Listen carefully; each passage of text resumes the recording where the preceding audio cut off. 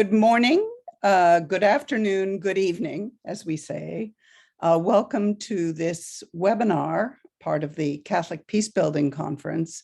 And our topic today is global governance, and particularly from the perspective of the Catholic Church. I'm Katherine Marshall. I'm a senior fellow at the Berkeley Center at Georgetown University, and also a member of the steering committee for the conference. Our topic today is an ambitious one. As I see it, we're trying to address three basic questions. The first one is, what do we really mean by global governance? That's the underlying issue. And how do these very global issues about governing the world, essentially, how do they relate to the Catholic Church and to religious and interreligious organizations more broadly? And then third, what actions does this suggest in relation to peace building and especially to addressing conflicts? And what does the culture of encounter that Pope Francis has emphasized so often relate to the issues that we're discussing? A very few threads. One of Pope Francis's comments is, while many countries are now consolidating individual recovery plans, there remains an urgent need for a global plan that can create new or regenerate existing institutions, particularly those of global governance, and help to build a new network of international relations for advancing the integral human development of all peoples. He also said that necessarily means giving poorer and less developed countries, nations, an effective share in decision-making and facilitating access to the international market. Another recent comment by Archbishop Gallagher is that the conditions for a culture of encounter emerge most forcefully at those times when conflicts undermine the foundations of peaceful coexistence at the various levels of human society. So that is essentially our challenge.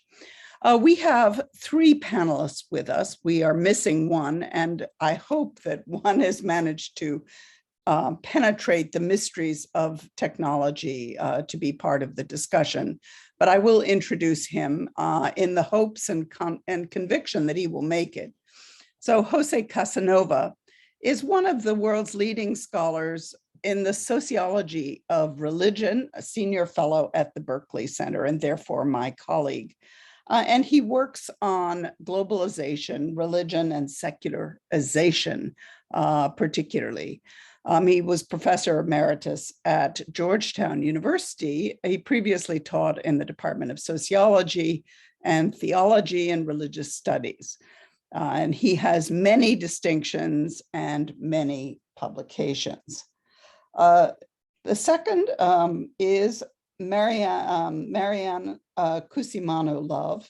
And let me make sure I've got her right biography, but she is on the steering committee also of the Catholic Peacebuilding Network, and she's an associate professor of international relations at the Catholic University of America in Washington, D.C. And she serves on Pope Francis's security task force, and she's a consultant to the Holy See mission at the United Nations on nuclear weapons issues, serves as a lay advisor to the International Policy Committee of the U.S. Conference of Catholic Bishops, serves on the board of the Arms Control Association and the Churches for Middle East Peace. And her research focuses on global governance, precisely, just peace tradition, the role of women of faith in peace building. She chaired a panel on that topic earlier today, and nuclear disarmament. Relevant recent publications will be in the chat. And they include global issues beyond sovereignty. And our third panelist is Aldo Caliari, who's a senior director of policy and strategy at the Jubilee USA network. He's an economist and a lawyer with more than 20 years of experience designing, leading, and implementing policy advocacy and research strategies projects on a wide array of international macroeconomic, finance, and sustainable development issues. He is originally from Argentina, something to mention, and he's worked with a number of the various global institutions, including the G24, and he is now very much focused on the G20 as well as the G7. We are missing, unfortunately, Eric Leconte, who works very closely with Aldo, and he has led religious groups to win policies that alleviate poverty, address global conflict, and promote human rights. Unfortunately, he has had COVID, and therefore his voice did not allow us to participate in this event. We will have our panelists, and I see José is there. We'll have our panelists all visible on the screen so that we will have a conversation about these large issues. So let me start with José. José, can you tell us how you see these issues? What is your sense of what we're talking about with global governance, the role of the church, where it should go? Well, obviously, we are witnessing a total failure of global governance. When a country, a superpower that has a veto power and that actually presides the Council, the Security Council of the United Nations, is itself the aggressor in a war of aggression, let's say a neighbor. Obviously, this is a fundamental breakdown of our governance at the level of the system of nation states. A war that was unthinkable, let's say we thought that would not happen back in Europe, that we have accepted the principle of not changing the borders by military force, obviously has been broken. And clearly the global governance is unable to do anything about it. It's very clear that nobody can do anything about it. The only ones that can do will be the ones that started the war and could withdraw, but obviously they're not willing to do it. What can the churches do? Well, I'm here a bit disappointed about the Catholic peace-building networks and this crisis. Catholic networks of any kind have refused now for years to even talk to Ukrainian Orthodox, the largest church in Ukraine. Without them, if you don't recall, if this is a war fundamentally which is a failure of the culture of the encounter, a war based on the fact that a neighbor, a big neighbor, superpower, doesn't recognize the right of the other to their name, to their existence. They have to be denazified, they have to be demilitarized. And ultimately, as we see, unfortunately, nobody at the Vatican is talking to the Ukrainian Orthodox. I mean, to the largest Ukrainian church, Christian church.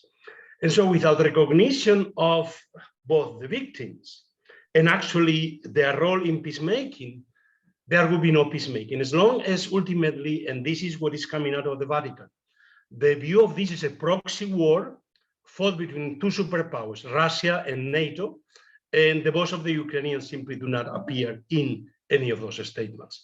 So fundamentally, the first task is to recognize the persons which are supposed to be both that are the victims of aggression and that have to be involved in peacemaking. Well, you've put us right into the immediate crisis. So let me turn now to Maryann and see how do you see some of these very broad issues, but also some of the changes and how that affects the role that the Catholic Church is playing. Well, the role that the Catholic Church is playing in broader issues, we need to understand that the Catholic Church is not a national church. And to understand why the church is interested in international institutions of global governance, we need to understand that basic demographic issue. The world's 1.3 billion Catholics, the world's largest nation in the smallest sovereign state of Holy See, it live in every country of the world, including the Hermit Kingdom of North Korea, including in Saudi Arabia, where the Sunni faith is mandated by the state. There's over 1 million Catholics in the Saudi kingdom. And therefore, the need for encounter, the need for engagement, the need for dialogue, and the need for international institutions to help moderate these engagements is really key to the DNA of the Catholic Church. That the Catholic Church in the last century was 2/3 in the global north. Today, in this century, 2/3 of Catholics live in the global south. So while Pope Francis may be the first pope in the modern era to hail from the global south, he will not be the last. And so the Catholic Church's commitment to strengthening methods of global governance and to wanting to see more effective mechanisms of global governance are really key, because the church needs to, for its own survival, to be able to navigate these internal and external cultural pressures. Now, that said, doesn't mean that the church can snap its fingers and create international institutions that are effective. And certainly, as Jose has mentioned, the very hard situation we face today, where the UN Security Council is immobilized by one of the actions of its own. I will only say that the church, because it has diplomatic relations with 183 sovereign states, and one of the oldest continuing functioning diplomatic services on planet Earth, has a history of neutrality, which means that they tend not to weigh in publicly in order to kind of keep the light on for negotiations, to keep the light on, to be a forum for conversations among combatants in a way that can oftentimes be very useful. So we saw during the Cuban Missile Crisis where the Holy See was able to play a role in de-escalating that conflict and serving as a neutral forum. But Jose is correct. We're not seeing that level of engagement in the current crisis in Ukraine. So the fact that we have those institutions doesn't mean they will always be effectively used. But I did just want to point out that that is a difference in Catholic religious institutions as compared with others, because from the very foundation of the Catholic Church, it was always a multinational, culturally diverse institution. You know, Jesus and his initial apostles immediately engaged with Romans, with Greeks, with Samaritans, you know, moved into North Africa.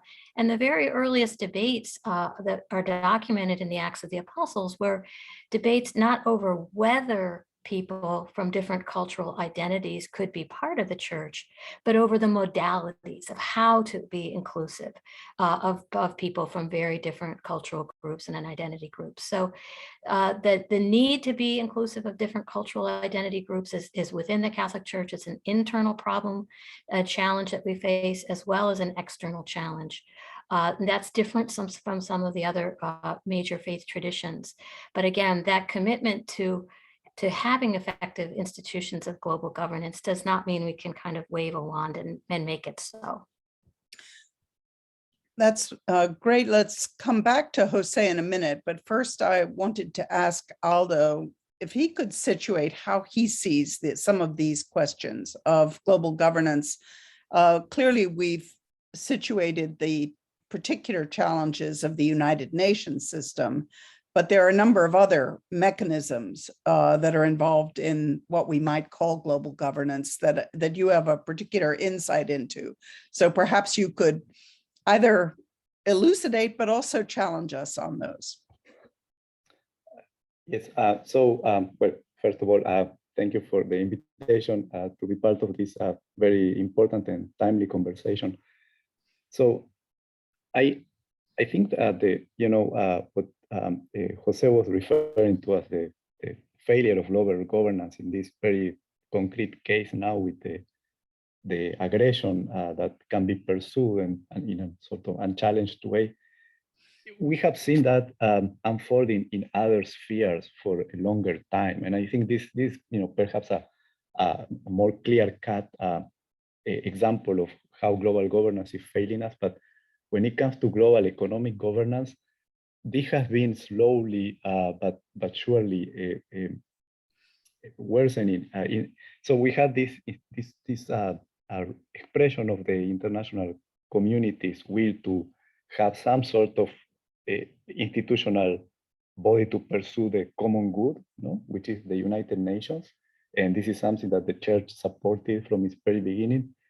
But, and of course, central to the United Nations, just as it is also central in Catholic social thought, you have this interconnection of peace, no? You can not have peace without development and human rights. These pillars were always there. But in order to be able to achieve human rights, to be able to achieve development, you need to have some control of economic policies. And this is also something that you find, you know, in a lot of documents of Catholic social teaching, the primacy that there needs to be from the economic to be geared to a global common good, to some putting the human beings at the center and so on. But these, you see that the institutions that ended up having increased control over economic policies, the Bretton Woods institutions started, you know, they do not see themselves as part of that system, even though the vision of the system was that the Bretton Woods institutions would be responsive to the same human rights framework that all of the other institutions in the system were. And then you have later on the World Trade Organization emerging in the 90s, which was part of the same original vision, but then in the way it emerged, it was clearly disassociated from the United Nations. No, and if you go to any meeting of the UN where the WTO participates, they very clearly always stress that they are not part of the United Nations. That's kind of the initial line in any speech that an official from the WTO provides. So we have come to this situation where you know, and then you look at where economic decisions get made, and it's really, you look at the G7 and the G20. If you want something to get done on economic policy issues, you don't go to the United Nations, you go to the G7 and the G20. And that's a world where we operate, and it is the real politics in which we operate, right? And that's something we accept. And as Jubilee, a lot of our attention is because of that, oriented to influence decision making in the G7, in the G20, and in this big crisis that the world is facing, whether it's the looming stagflation that the analysts are predicting, whether it's the ending the pandemic, which is something we need to make progress on, we're still lagging, ending the pandemic everywhere. I mean, if we look at the food crisis, all of these issues, if you know, the place where the decisions that can have an impact on those issues will be made in the next few months, those are the G7, the group of 7, and the group of 20. And that's where we go to try to have an influence. And I think that really is an important insight should have an impact on how the church involves itself in global economic governance, because I think the church has a role to play there in terms of connecting the values of this sort of formal global governance we have, which is the United Nations and the constellation of organizations that are operating under that moral framework provided by the Universal Declaration of Human Rights, to bring that to the decision makers in groups like the G7 and the G20, no, and be the voice to advocate for those values, to advocate on behalf of all that those values present. And I think that is a very important role that perhaps is not the way one would have thought about the role of the church in global economic governance 50, 60 years ago. But I see that as a very important role today, bridging this formal set, you know, the formal set of values and the places where decisions are happening. And the church has a voice, especially, you know, in 6 of the 7 G7. The church is a very important constituency. You know, if you look also, even at the G20, and Maryann was providing this example of Saudi Arabia, but you know, Saudi Arabia is a member of the G20. So, but you have Catholic constituencies, Catholic communities that are very, very important in all of the G20 countries, or most of them. And I think that's a role that the church and the Catholic communities are called to play today. And we in Jubilee do our part. As you know, Jubilee is the Catholic Conference of Bishops is a member, but we also have members at the other churches, the Presbyterian Church and Episcopal Church and the Lutheran Church and others.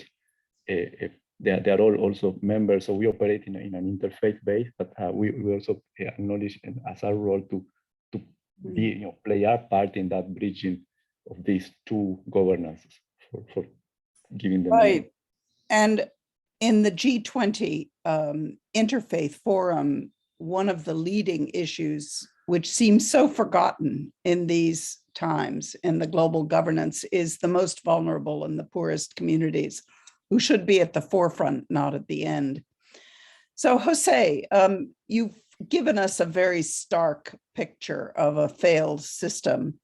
But if we could step back, if you could step back for a minute and think about this, the public role of religions. How do you see, maybe even ideally, the ways in which the modern 21st century manifestation might take us? What direction might that take us? Well, actually, I always thought that religions today, precisely transnational religions in our global governance order, had a crucial role to play, not to supplant or simply to help the already existing structures, but to think prophetically about need to radical reforms. I think it was in Fratelli Tutti precisely that Pope Francis, responding to the crisis of the pandemic and seeing how this had made every other global challenge, whether it is the challenge of economic inequality and injustice, whether it is the challenge of immigration and refugees, whether it's the ecological challenge. All of them clearly are not being addressed systematically by our global system of governance, whether the one coming out of Davos, or the world capitalist system, or the one coming out of the United Nations, because it is precisely based on the principle of national interest. And so neither Davos capitalism, nor the system of Westphalian system of nation states cannot address per se systematically any of our global challenges.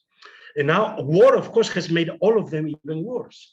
So yes, I do think that churches have a crucial role to play, precisely to help us think beyond what we have and realize that we cannot, as Pope Francis said, whoever thinks that we can simply reform what we have without fundamentally thinking radical alternatives is not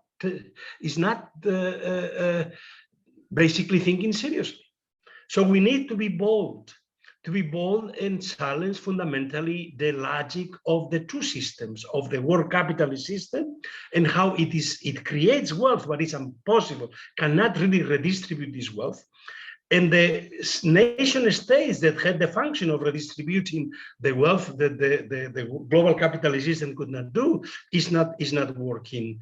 And so we need some additional structures of global governance in which global civil society, transnational movements of all kinds, whether it is ecological movements, feminist movements, and religions have a crucial role to play in all of these transnational movements, that somehow we create institutional mechanisms to think beyond the system of global governance, the G7, the G20, and the Davos system that we have. So Maryann, do you want to pick up on any of those threads, including, I think, maybe the non-clerical aspect of the Catholic Church in this challenge of José to the prophetic vision and the prophetic role? Yes, this is something Pope Francis says to us all the time in our work in the task force, is that we need to build the future, that we're not going to emerge from the pandemic by tinkering around with these institutions that have failed us, and we need to think more prophetically about different options. I guess I would just add to that, it's not just the present tense issues, which are serious enough. So the global pandemic, climate change, the threat of nuclear weapons being used in the current conflict in Ukraine, all of these are existential issues for the continuation of the human race. So when I tell my students cooperate or die, I'm not being metaphorical. I'm saying we absolutely need to invent new mechanisms of cooperation. We have, and we just need to understand the basic math to understand this. This is not necessarily, you don't have to make the moral argument for it. We have more people than ever before on planet Earth. This month, we may get to 8 billion people. We're at 7.95 billion in the month of June. So more people than have ever existed on planet Earth. And the estimates are we're going to go up to between 10 and 11 billion by 2050 with no signs of stopping, not even for the terrible losses of life during the pandemic. We have more countries than ever before in human history. With an explosion in the number of sovereign states since the end of the Second World War. 3/4 of the world's sovereign states have only been in existence for a very short period of time. And so we have more people than ever before, more countries than ever before, and we have more direct connection than ever before through communications like we're using now, Zoom, through transportation. We live in closer contact with these people than ever before. So by definition, we have to build better means of cooperation than ever before. We have to scale up and speed up our cooperative processes to keep pace with the scale and the speed of the global problems that we face. So I agree with José that we urgently need new models, plural, of cooperation. That we can certainly look to reform of the existing institutional structures, but that cannot be where our discussions begin and end. We've had in the past great global crises created the necessity for invention. We invented the systems that we have now. They are in many ways the historical hiccups or have the fingerprints of mid-20th century on them. We can invent new institutions now that are better and more nimble in their means of operating in ways that are much more inclusive of that where the global population lives and works, and where certainly where women are as well, that we're very, very absent from those initial global governance institutions. So I think Jerry put in the chat room, my answer in my book, Global Issues, is that we should have institutional pluralism, and that we need to have greater capacity within the state system, and I include our existing intergovernmental organizations fully within that state-based system. They're not separate from that, they are beholden to it. So yes, we need to do reform and build greater capacity within that existing state-based system. The private sector, including global civil society, the nonprofit part of the side of the private sector, has much more capacity than they had a century ago. And they are already working very effectively together and need to increase capacity, increase integration, increase networking among that private sector. But where I think we're going to see the most need, particularly on certain issue areas, where we need both the existing sovereign state system and the civil society and private sector system, is that we need to have much more increased integration and networking among both public and private sectors. In some issues, like global provision of global health care, that's absolutely necessary. In many countries, the state has very little capacity in healthcare. So they may be seen as having the authority. People look to the state, what are you doing about the pandemic? But the state is not the one that's going to invent vaccines or distribute them. They're not going to have a lot of that capacity that's in the private sector. And in some areas, like cybersecurity, you absolutely cannot address those without effective cooperation with the private sector. So we do need to invent new structures that are much more nimble, much more inclusive, and will be much more responsive to the realities that we face. But in my view, it will be likely a very layered approach. So just as the invention of computers doesn't mean we did away with radio, that we will still have, or printed publications, that we will still have these various modalities. And to my view, the more channels, the better, because that will make us more resilient. And if some channels of action is blocked, in some channels, then you will have capacity in other channels that can take action and take issues forward. And we are not stuck when we have polarization or a lack of ability to act in some of the existing channels. Great. I do encourage people to put questions or comments in the Q&A box. We'll be coming to those shortly. But Aldo, in the earlier plenary session today, there was a focus on some of the inequities, and I think people would also describe as hypocrisies, that you see all too often in the international system. And one of the answers that came from one of the panelists was that what's really wrong is the economic injustices. I'm curious as to how you would answer that. Jubilee USA, I think, has played a really quite remarkable role, well beyond what other interreligious organizations have been able to do, working with so many of the different networks. But how do you see the economic justice issues playing into the peace building and others? Yes, well, if you look at today, you have just the number of people that live in countries that are termed by the IMF fragile or conflict affected states. That number has doubled from the number that was 20 years ago, and that, you know, and this what you have in states that are fragile or conflict affected is this a very clear picture where you cannot have economic progress, economic stability without peace, but vice versa, you know, and this can become very easily a vicious circle where one feeds the other.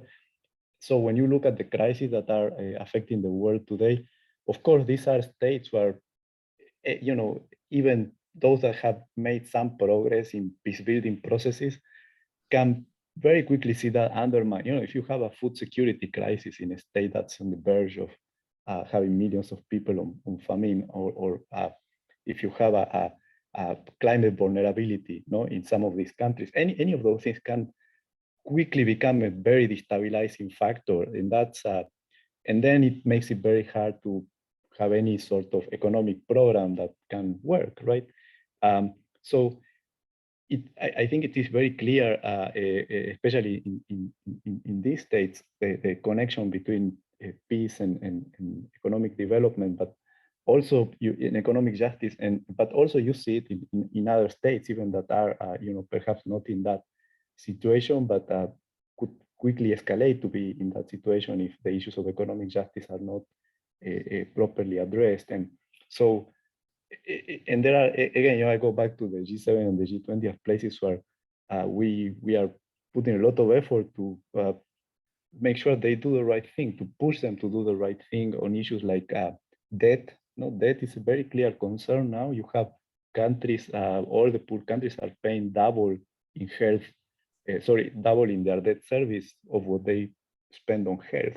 How is that possible at a time when we are trying to emerge from a pandemic and prepare ourselves for future pandemics? So you have, and then, you know, the poverty reduction gains of the last 20 years being rolled back also because of the joint impact of the pandemic crisis and the shock from the war. So we need to it's impossible to think about any solution, whether you think about the investments in health that are needed, the investments in climate protection, the investments in a lot of human development areas, if we don't tackle the debt problem. The debt problem is a very high, a very important concern at this moment. And it requires taking a different approach. In this particular case, you may know the share of debt owed to private creditors compared to what it was, say, when the heavily indebted poor countries initiative was created back, you know, in the late 90s. Now you have a lot more debt in the hands of private creditors. So addressing the essence of this issue between, you know, spending on human development versus the profits of private sector lenders it's a critical factor there, and that's something that you need the leadership. You need the leadership of the public sector for that. Now, I want to go back to something that again José was mentioning, and I really resonate with that. If you see, it's we are going to states, in this case, the G7 states, to ask them to take an action on an issue that is global. And I think that's, I want to highlight this, is how important it is a community that brings the global vision, the global concern, because something that the G7, G20, and the formal institutions I was talking about, like the United Nations of the world, or the World Bank or the IMF share, is that at the end of the day, they are like an aggregation of states, right? So you have diplomats that have their instructions that come informed by their own national priorities, electorates that they are responding to. So it is very difficult to think about a global priority in that context and to have a solution to a global priority coming out of that context. So we really need to think about institutional transformation that will go beyond, will allow. And this is a gap that at this point, I would say civil society is playing. It's among the many roles that civil society plays. Civil society also plays the role of bringing this global voice, these global priorities, reminding these leaders that beyond whatever they think about nationally, there are these global challenges we need to deal with. But it is also, the church and the religious organizations, I think, also have that task in a sense. They have been tasked with that too. They have to bring up to that level what are the global priorities that we need to address, because we have a moral imperative to address them. Yeah, it's hard to imagine a series of crises as serious as the ones that we're facing now. We talk often about a kairos moment, a moment of grace and a moment of opportunity. But of course, the question is whether our leaders from different sectors, including the churches, will be able to respond to the obvious and urgent need. Let me turn to a couple of questions that have come in. The first one is that Professors Casanova and Love both say that the churches need to work for radical prophetic alternatives to existing structures. So how can the churches engage with peace building and global governance in ways that don't just promote liberal approaches to peace building? I'm not quite sure what that implies, but José, why don't you take this, and then Maryann, see how you would respond to that challenge.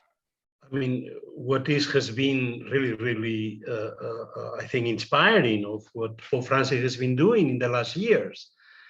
At a moment of polarization in which precisely our secular parties, political parties, groups, liberal societies are unable to talk to one another, he has really made a practice of the culture of the encounter with Muslim leaders, writing documents together with the Patriarch of Constantinople, with the Archbishop of Canterbury.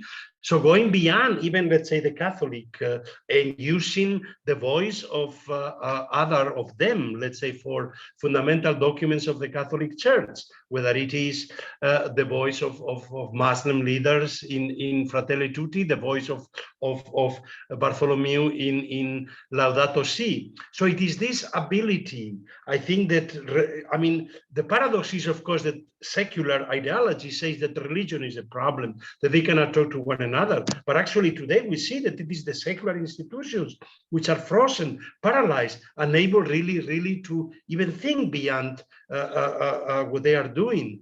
And so in this respect, even purely the culture of the encounter, to go beyond and talk to your adversaries and to what your competitors, if you wish, on the field, but especially to recognize common global humanity, that we can only solve these problems if we work, all of us, together. And so it is this call to abandon this notion of national security. National security would not be able to solve these problems, not even our own national problems, because they are also embedded in global structures. So we simply have to think beyond the system of nation states, not to overcome it because we still need them, because democratically is the only system we have, and we need democracy, and we need systems of representation, but we need to create solidarities beyond the nation state, solidarities that are able to build bridges, and this is what religions can do today. Maryann, do you want to take up that challenge? Yes, I would agree with what Jose has said, but I would also offer a challenge, and that is that women are more religious than men. So these religious institutions are populated with the participation of women at the local level, the regional level, and leadership levels, and leadership particularly in education and healthcare and many institutions. But because there's not female leadership in the role of clerical positions, there can be a blind spot for the church in inclusion of women in those leadership positions.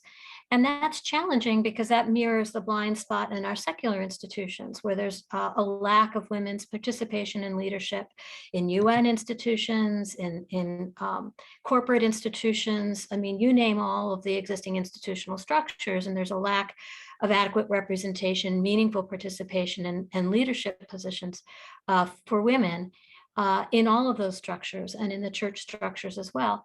The church is a bit more complex because, on the one hand, the church is absolutely an agent of women's emancipation around the world. In many parts of the world, it's church structures that are providing education for schools, for women, for girls, where they would not have opportunities for education outside of those religious structures, where the religious actors are providing opportunities for healthcare, for basic integral human development that are not being provided either due to lack of capacity, governmental capacity, or blocking access to women and girls.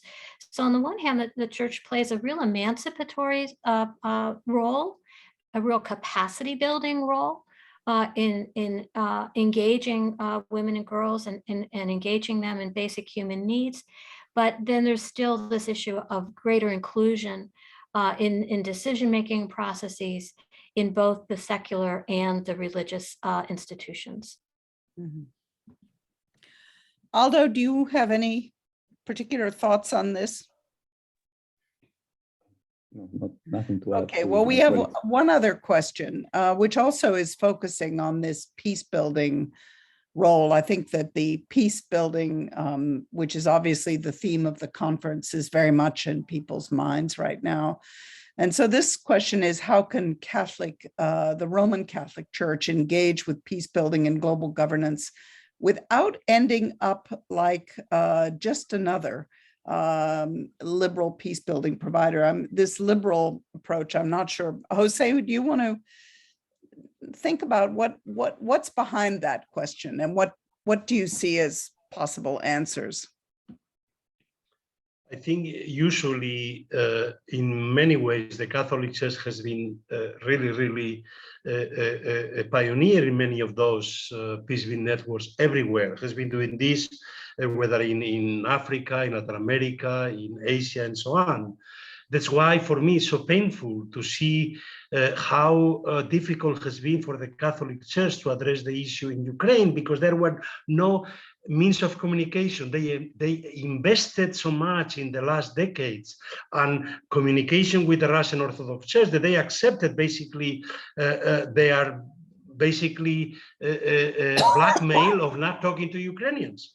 And now the Catholic Church has no means of communication. So this is, I mean, and it's even not attempting it. So this particular case, which is unique, and I think that it's a combination of circumstances. It has to do with the old Ostpolitik of the Vatican diplomacy, has to do with the, as I say, the investment of even the best groups from San Isidro to all the Catholic ecumenical initiatives of the last decades, where somebody like Hilarion Archbishop Hilarion has been so prominent, but the condition was no Greek Catholics, no Ukrainian Catholics, let's say, in these conversations, and they are not. And so you cannot solve the problem of peace. This is not the Cuban crisis. It's not a superpower against superpower. It's a superpower, basically a war of aggression to a weaker neighbor that is not even recognized, that has the right to exist. And under those conditions, the first task is to talk to the victims and to basically accompany them. And then you can address other issues. But there will be no peace unless the agency of the Ukrainians is recognized. So Aldo, I think that this weekend, the G7 is meeting, or in the days ahead. And there's a whole series of events around the G20. Everyone's looking to the high-level UN meetings. I haven't heard many talking about a new San Francisco or a new Bretton Woods. But how do you see some of these ambitious ideals unfolding as a challenge to the status quo, to traditional ways of doing things in the weeks and months ahead? Because these meetings are upon us. They're happening now. Yes, I must say that the status of the discussion is very discouraging at the moment, because in a way, when we are contemplating that we do not know if the G20 finance ministers, when they meet in July, you're right, the G7 heads of state meet now in this weekend. They start the meeting on Sunday, finish on Tuesday.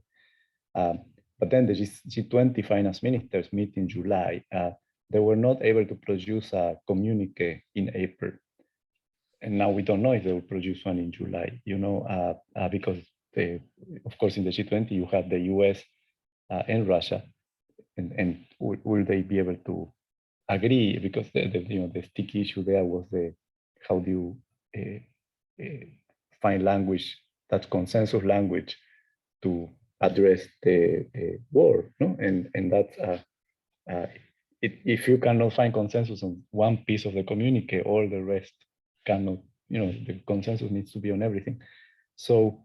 And we are looking at this body to provide a lot of answers on many of these very urgent issues, with the food inflation, the debt situation that many developing countries are going through, the generation of resources for development. We have this huge allocation of special drawing rights, this global reserve currency that the IMF issued, that the G20 supported last year to deal with the pandemic effects, 650 billion, but most of it went to developed countries. So we need to find ways to transfer more to developing countries. So how to have a multilateral development banks that are going to have. I'm not even talking about huge reform, but I'm talking about having the capacity, financial capacity to respond to these challenges, because we are dealing with the same capital, the same, essentially the same multilateral development banks from before the pandemic, but we are putting a lot more pressure on them, more demands for lending. So there has something, we need some decisions to also in regards to that. But so those, in a way, those issues, as big as they seem, they are kind of basic issues compared to the boldness of the reforms that we need to, also start thinking about. So what the new Bretton Woods would entail is, how do you have a fair system for addressing debt crisis in an ongoing basis, that you don't need to be addressing one by one when they appear. So that is a huge institutional response that we need. How do you somehow have global public goods being more at the center of the work of the multilateral development banks? So now we have this pandemic fund that has been, it's about to be launched, or already just launched at the World Bank, with 1 billion endowment, right? Because some countries contributed, and we're grateful that some countries contributed, but we need like 10 billion a year, and to fill the gap of pandemic preparedness in the world. So, and this is in a bank that we still are not sure that the World Bank, the way it is structured at the moment, can really be responsive to global, really be the tool to address global public goods that we need. So all of these are issues that we need to be on a Bretton Woods conference, and we are. I guess I'm mentioning those to show you the distance where we are from those issues when we are dealing with basic things like will a group like the G20, which by the way, it is very far from the democratic structure we would like to have in global governance, right? The G20 is a number of countries self-appointed. They can carry their decisions through the formal institutions. That's why they have that power. And they are the major economies, or more or less the major economies in the world. But that, that's not really ideal at all. But this is the group that maybe can do something. They have the, if they decided to address these problems, and that's why we are asking them to take a solution, because otherwise, who is going to take the leadership, right? So and we are at the point where we don't know if that group will even come together with a consensus statement, right? That's the distance we are from a Bretton Woods conference, a Bretton Woods 2.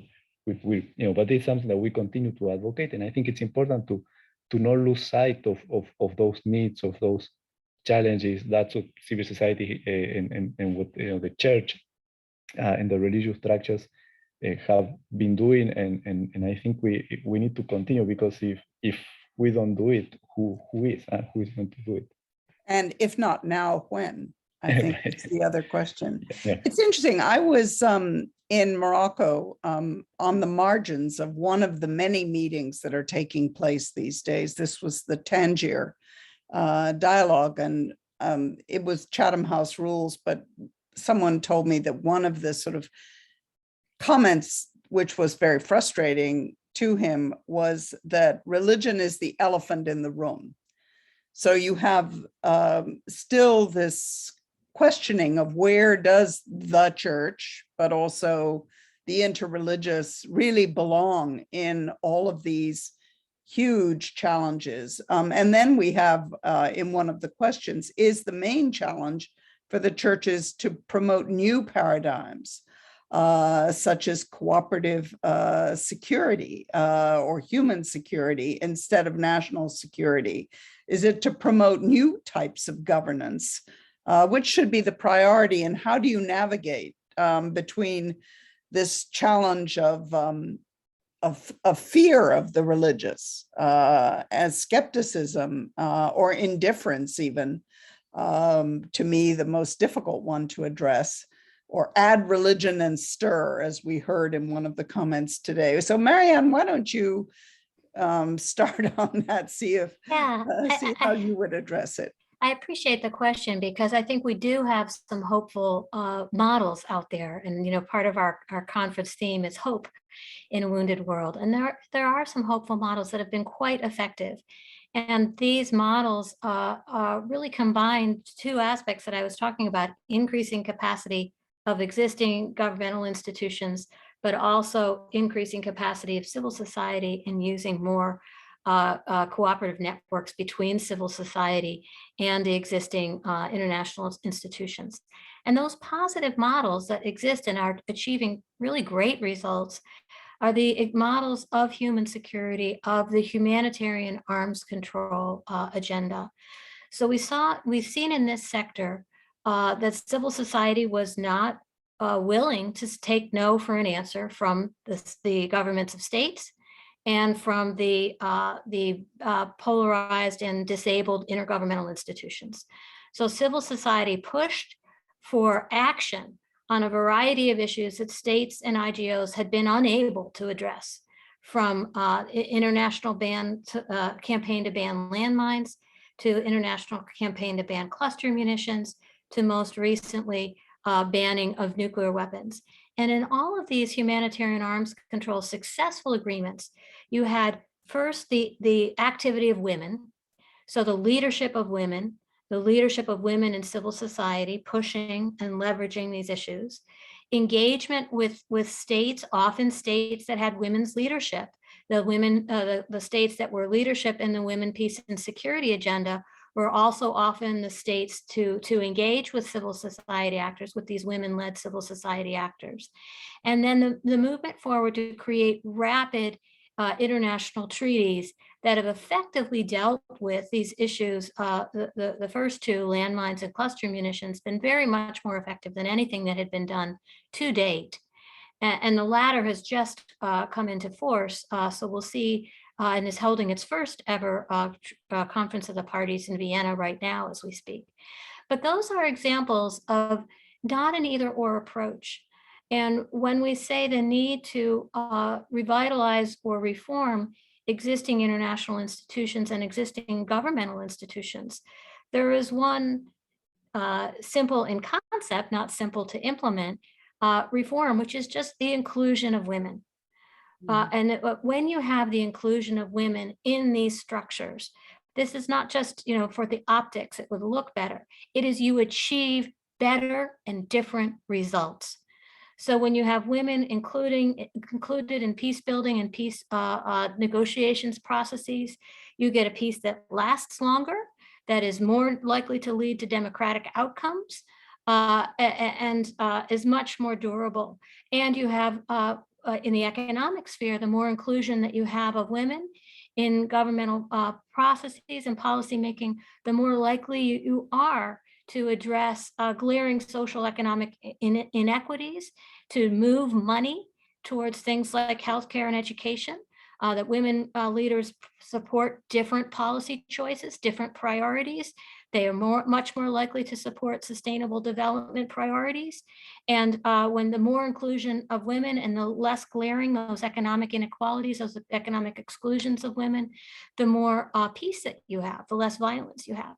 So for very practical reasons of better outcomes, you need better inclusion of women, and civil society is one way to get you there, and reform of existing institutions are another road, and they're not mutually exclusive. And I would add to that that the agendas are often very different when you have a more inclusive and diverse background. Jose, do you want to weigh in on this one? Religion is the elephant in the room, or the salvation? Well, obviously, religion has to prove that is not a problem, but at least it can contribute to the solution. So the first task is that religions themselves get their act together, both internally. And obviously, we cannot promote, religions cannot promote the inclusion of women unless they do it also exemplarily within their own structure. So it's a problem, but also that they are able to work together across the religious boundaries. So it's crucial. If they can show that precisely Islam is not the problem, but actually Christianity and Islam and Judaism and Buddhism and Hinduism can work together on these issues and can have some statements where the G20 cannot have them, then obviously this is a very positive act.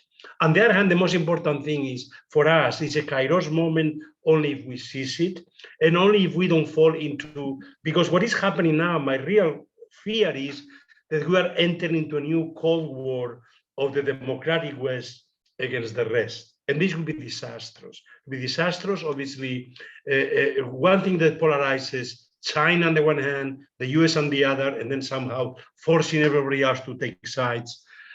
Entering into this war will be a disaster for all of us. So we have to avoid this at any cost, without necessarily giving up fundamental values of democracy, of human rights, of freedom, and of equality for all, so in inclusion. So yes. Seize the moment. That seems to be the theme. We're very close to the end. Aldo, do you have a 30-second or 1 minute closing comment? Yeah, no, this has been fascinating. I want to also comment on this issue of religion and the need to work in an interreligious basis, and also praise the work that you, Katherine, and others have been doing with the Interfaith 20, because and we see this a lot with our partners around the world, especially in developing countries. Now we have a lot of partners in Africa that are working on creating a petition to the G7, by the way, where this is a petition by leaders where it's created with Catholic leaders, Pentecostal, Muslim. They are working on a very interfaith base in many of the countries, and I think it's important to recognize that sometimes these divisions, when it comes to the work on the ground, these divisions really don't resonates so strongly. People are working together. Sometimes, it's more at the highest level that we find the division, but people on the ground are collaborating very closely. And I think we need to learn from that and build on that. Thank you. So I think our closing note is to seize the moment, and that this sense of the common good is more deeply rooted.